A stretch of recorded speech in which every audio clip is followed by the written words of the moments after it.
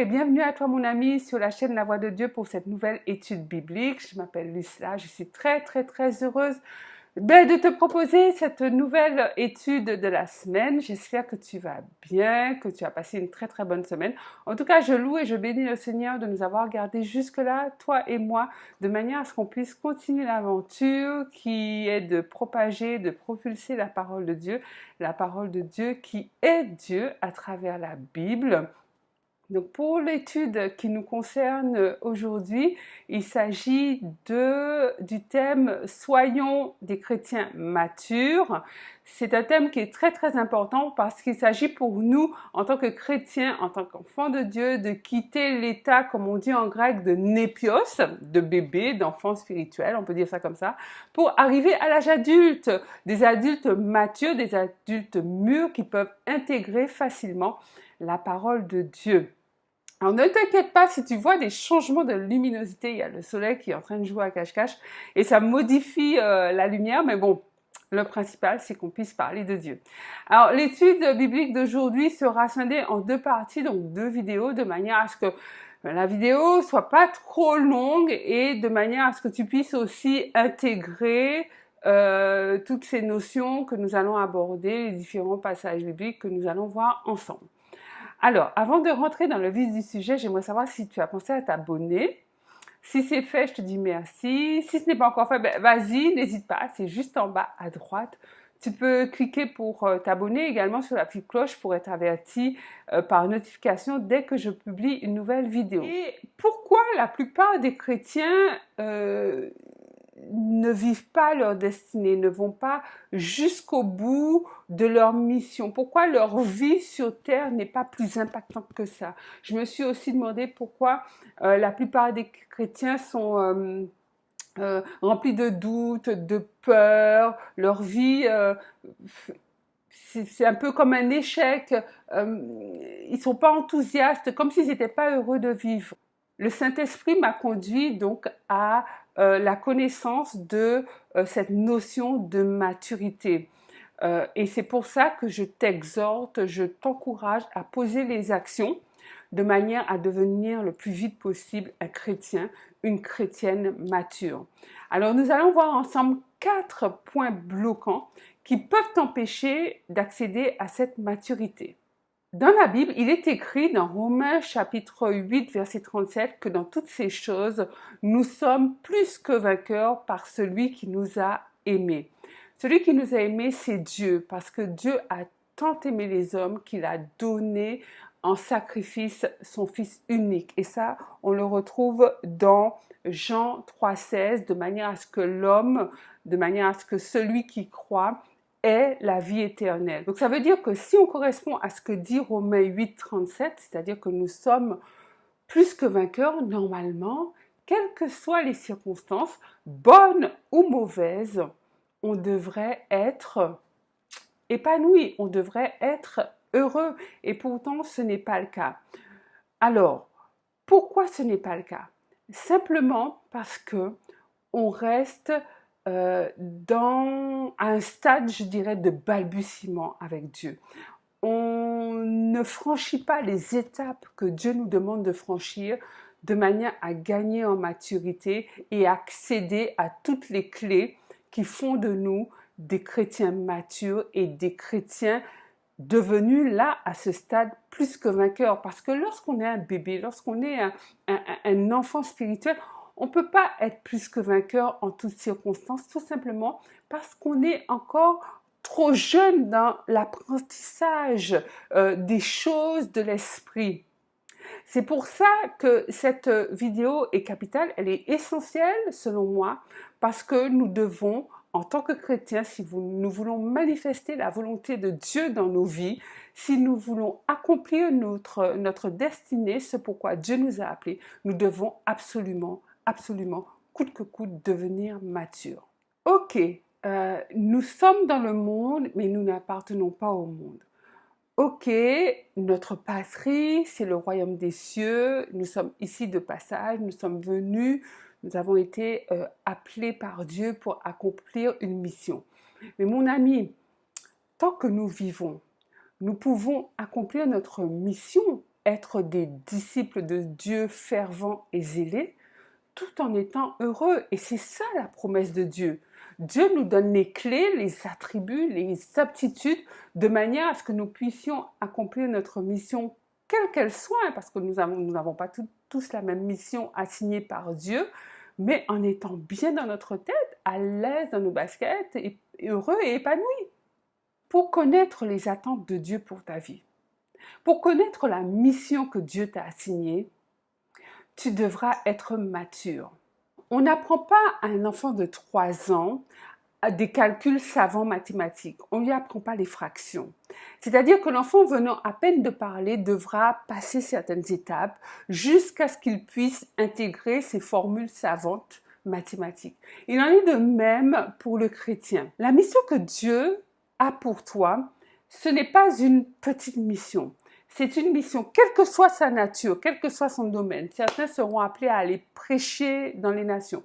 Certains seront appelés à écrire des livres spirituels. D'autres seront appelés à intercéder, prier pour les malades. D'autres seront appelés à opérer des miracles pour sauver des vies. Enfin bref, peu importe.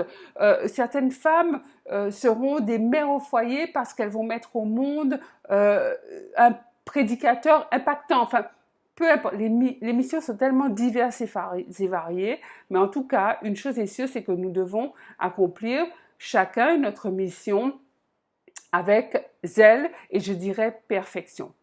Pour que Dieu te révèle ta mission, tu devras atteindre un certain niveau de maturité. Sinon, tu ne pourras pas comprendre et tu ne pourras pas exceller non plus. Tu seras trop jeune. C'est pour ça que j'insiste sur cette notion de maturité, de manière à ce que Dieu puisse se révéler à nous et nous révéler les choses.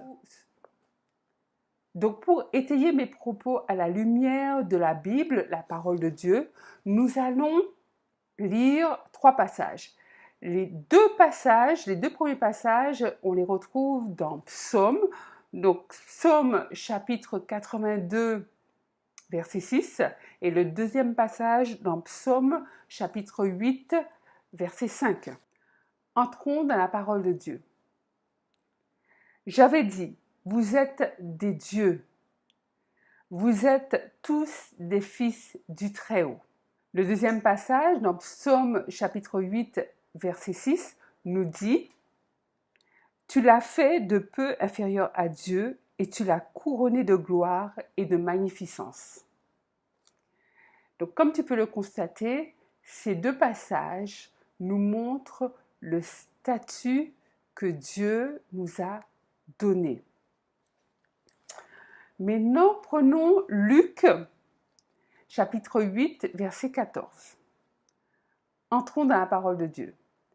Ce qui est tombé parmi les épines, ce sont ceux qui, ayant entendu la parole, s'en vont et la laissent étouffer par les soucis, les richesses et les plaisirs de la vie, et ils ne portent point de fruits qui ne viennent à maturité. Donc en fait, Dieu nous a donné un statut d'enfant de Dieu. Mais nous sommes enfants de Dieu à l'image de Dieu, c'est-à-dire dans toute sa puissance, dans toute sa splendeur, dans toutes ses capacités. Nous sommes comme Dieu, inférieurs à Dieu soit, mais comme Dieu. Ça, ce sont les qualités que Dieu nous a données.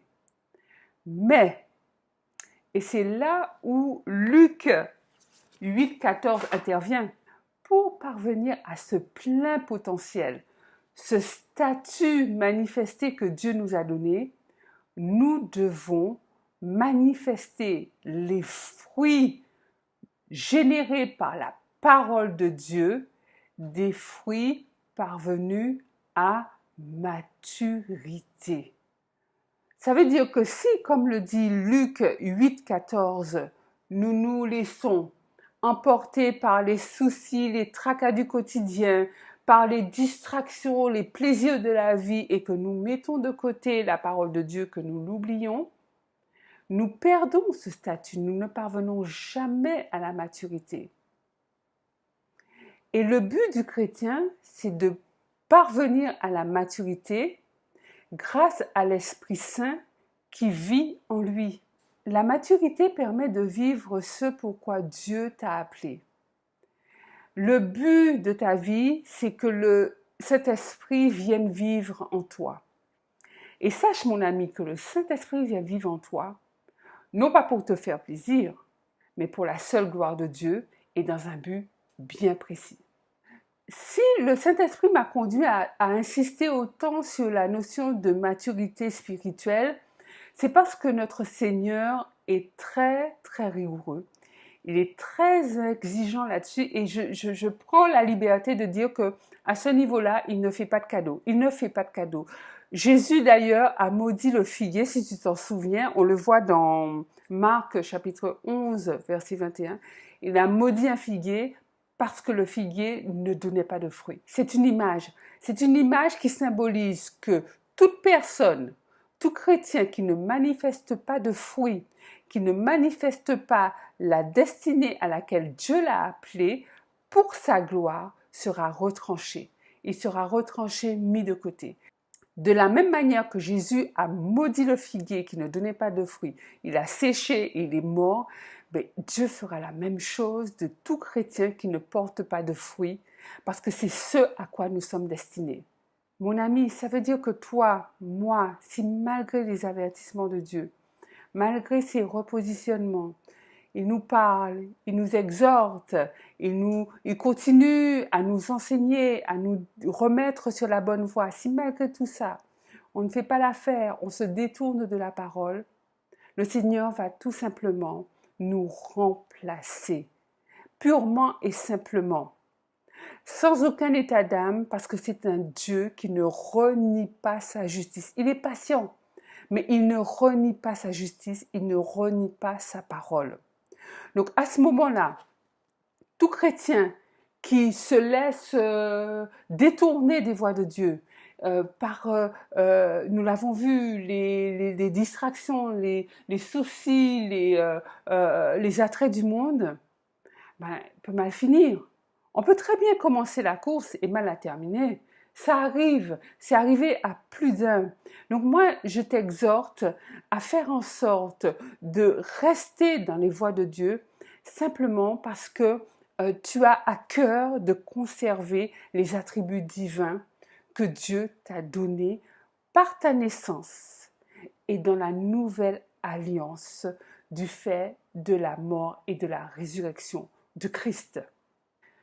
Si tu ne comprends pas ces choses-là, il te sera très difficile, voire impossible de devenir un chrétien mature. Il y a 4 points qui peuvent empêcher un chrétien de devenir mature. Donc dans cette vidéo, nous allons aborder le premier thème puisque l'introduction a quand même été assez longue. Donc nous allons aborder le premier point de blocage et dans la vidéo suivante, nous allons voir les 4 autres points qui peuvent empêcher le chrétien de devenir mature. Le premier point de blocage, c'est le manque d'amour, et notamment le manque d'amour envers son prochain. C'est l'histoire d'un professeur de mathématiques qui demande à un élève de calculer sa moyenne en maths. Il lui dit, élève un tel, 0 plus 0 plus 0, ça fait combien? 0, répond l'élève. Très bien. 0 multiplié par 3 de coefficient, ça fait combien? 0, répond l'élève. Très bien, lui dit le professeur. C'est très facile de calculer votre moyenne, n'est-ce pas? Parce que 0, c'est l'élément absorbant de la multiplication. Pourquoi je te raconte cette histoire et où est-ce que je veux en venir? En fait, je veux te dire que quoi que tu fasses, quoi que tu dises, quoi que tu penses, s'il n'y a pas d'amour, ça équivaut à 0.